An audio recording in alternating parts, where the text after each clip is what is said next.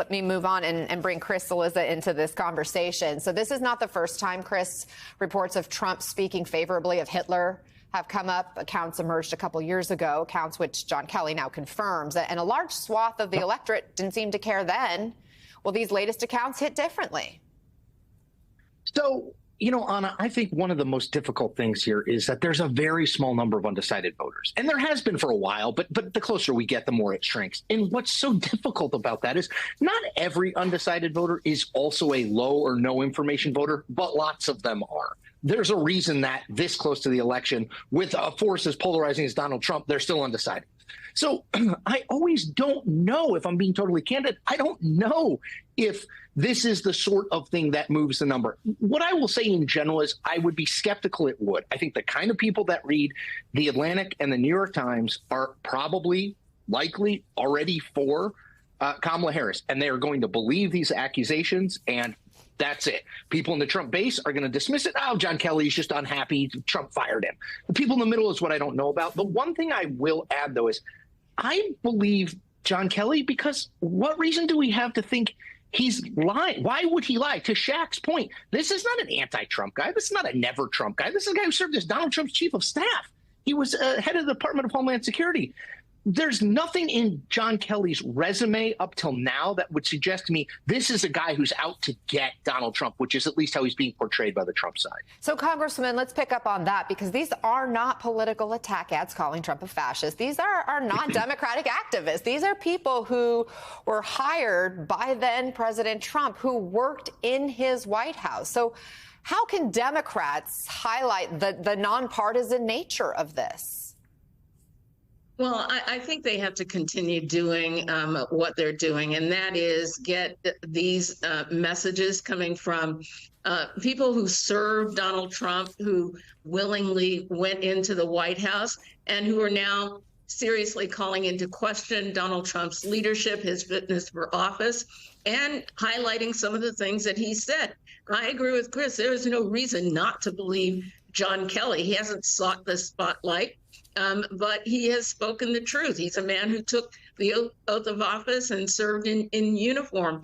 Who are you going to believe, John Kelly or a serial liar that is Donald Trump? And I think for Democrats, they just got to get these messages out in front of as many people as possible. And while there are only a few undecided voters, some of those Haley voters and those folks who are sort of sitting on the sidelines right now, this is information that could potentially move them. Is it going to move the Trump base? No, absolutely not.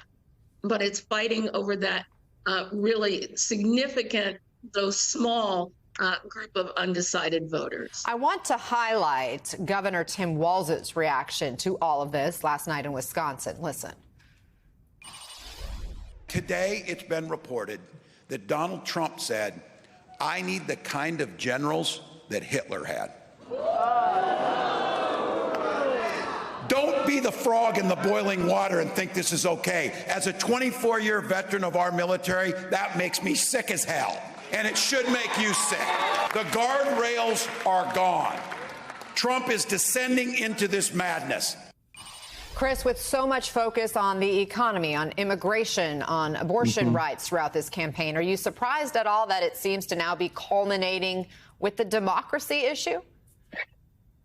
I will be honest, I kind of am, Anna, and I'll tell you why. So Joe Biden centered his entire 2024 reelection campaign around the sort of capital D democracy idea, the idea Donald Trump, these are facts, not opinions, Donald Trump undermined a free and fair election, sought to overturn it, and then incited or fomented or played a role in doing that, a riot on January 6th at the U.S. Capitol.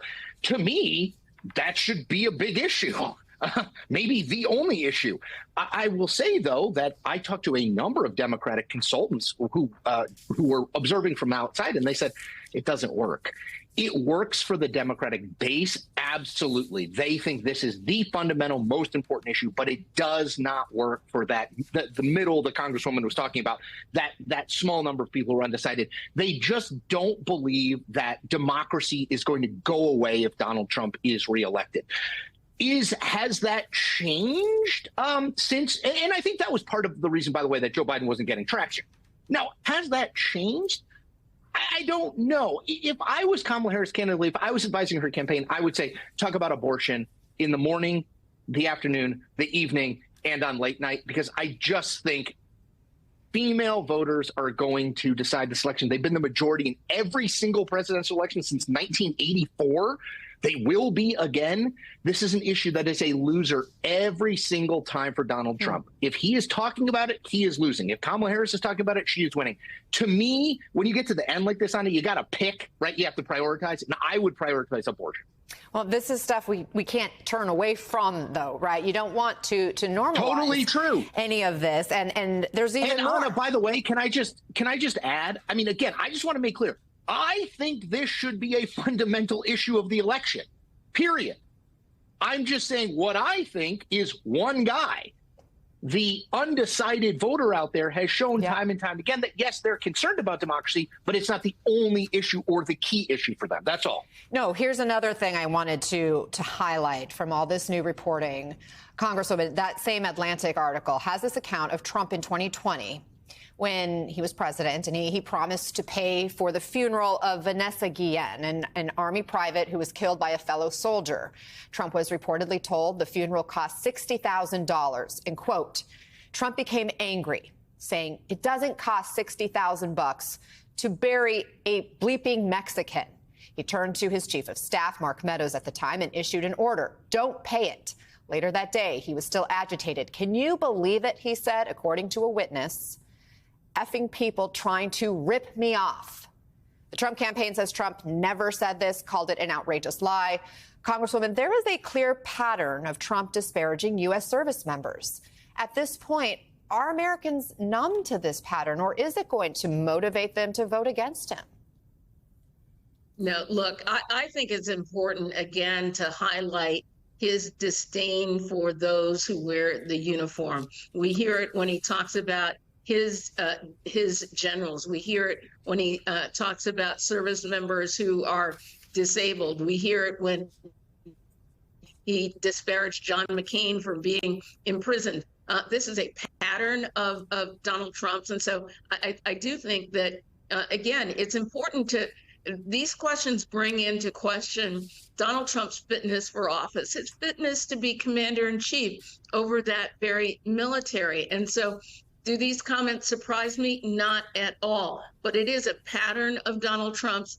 And I think it's really important when you're asking a question about who should be commander in chief, that this question of how he disparages the military and service members should be at the top of the list.